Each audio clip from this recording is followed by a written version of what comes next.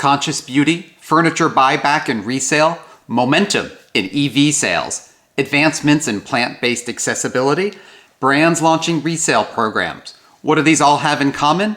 Well, they are this week's highlights in Sustainable Life 5 in 5. My take on 5 highlights in sustainable living, all in under 5 minutes. Welcome to the next edition of Sustainable Life 5 in 5. My take on 5 highlights from the world of sustainable living, all in under 5 minutes. I'm Douglas Sabo, or at Green Living Doug, across social media. This is my 5th episode of the weekly edition of 5 in 5, and these are highlights that I have curated from the Sustainable Life blog at greenlivingdoug.com. Now, I'm posting a little later than normal due to a daddy-daughter campout this weekend, so, family first, of course. Well, let's turn to some of the highlights in a moment. First, one thing to share, I love examples of sustainable living in the wild. Now, last weekend we had a chance, after recording the last episode, to attend a festival in a town nearby. And we stumbled upon a merchant called Mighty Market. This is an awesome resale store in the town near us. It carries hair care, soaps, bubble bath, sunscreen, laundry detergent, all sorts of products, all in a refill environment.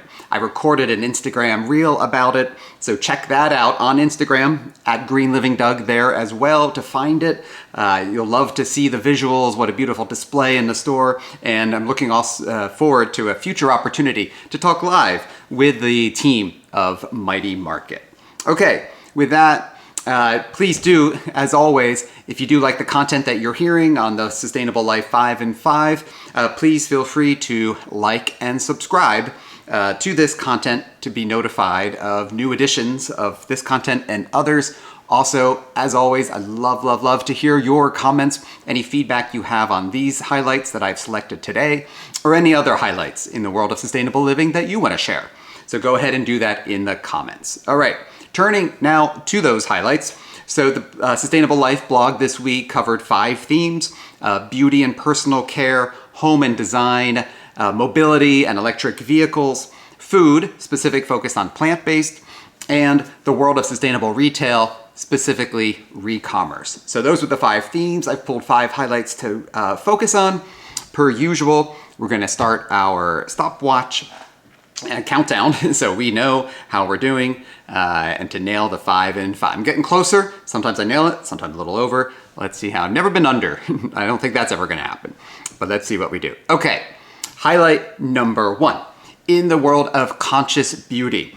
The first highlight is a story that I posted on in the blog around an online panel discussion. 25 industry experts gathered together, and they talked about envisioning the future of conscious beauty, both the state of conscious beauty, its positive impact, its challenges. A number of the views that were shared in this piece were views of the future of this industry, from promoting mindful consumption, visions of promoting mental health, conscious beauty options as the only choice being presented, the industry balancing corporate success, consumer benefit, and environmental impact. So really good discussion among the experts, some really good highlights, including what are consumers even seeking. There's a study included in the chart in this piece.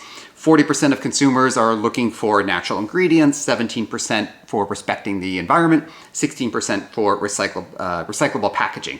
So there is tremendous reach and scale of the beauty industry. That's why I picked this. This is an industry that has, depending on who you read, $600 billion in annual sales. It says topic sustainable beauty, one that I cover a lot. So it's an important discussion. What does conscious beauty mean? And what are the challenges, and how do we engage the public and the brands in this journey? Okay. Highlight number 2, furniture buyback. We talk a lot about apparel and a lot of apparel resale and buyback, but furniture is growing in importance as a topic in the sustainable home category. Now, there's a lot of familiarity with what IKEA offers, but here this piece was talking about there are others also doing this increasingly in furniture buyback. The piece highlighted Benchmark offering a lifetime repair service plus takeback. A brand featured Natural Mat, an eco bed maker, doing mattress refurbishment. Skinflint doing buyback for lighting, so in the broader sense of furniture and design in the household. So I highlighted and chose this one because it's, again, continued focus on circular consumption beyond apparel, importance to avoid furniture in landfill, and also allows for some benefits of affordability and access to some of these pieces for those who might be able to buy them secondhand but not be able to firsthand. So check that piece out. Third highlight, EV momentum. There's been a lot of focus on this recently. I've highlighted it a few times. There are multiple pieces on the EV sales momentum recently. This piece in the highlight in the blog this past week was electric vehicle sales are increasing exponentially. This is capturing highlights from a recent Bloomberg report that the march of the EV is happening faster than ever. That's their quote. According to Bloomberg, it took 10 years to reach the first million of EVs sold. Some debate on that starting year.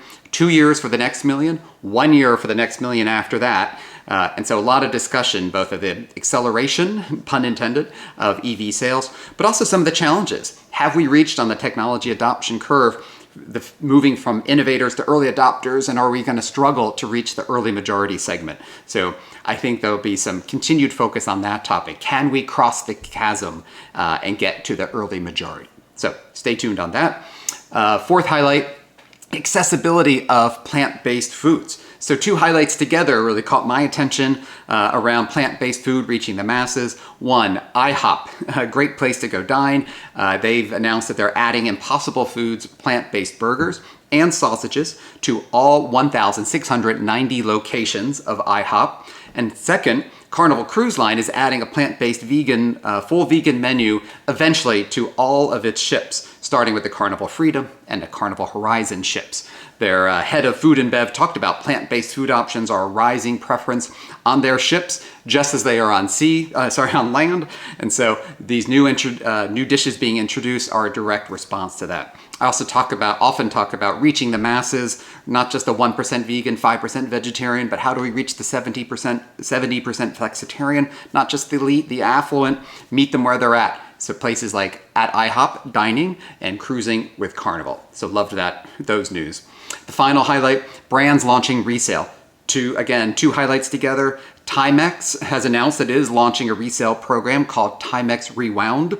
It's a watch take back for resale or upcycle. They will actually take back any watch because they said there's not enough resale and take back in the watch industry yet. And then Smartwool has launched Second Cut Resale. Smartwool is a manufacturer of wool-focused products for active living.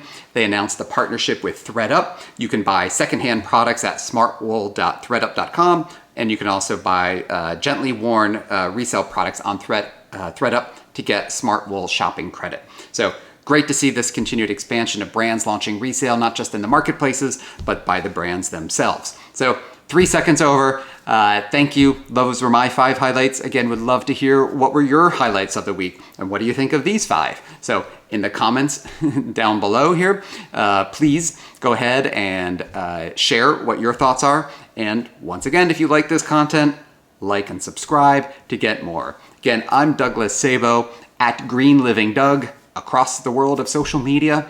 Thank you for joining us and stay tuned for the next edition of Sustainable Life 5 in 5.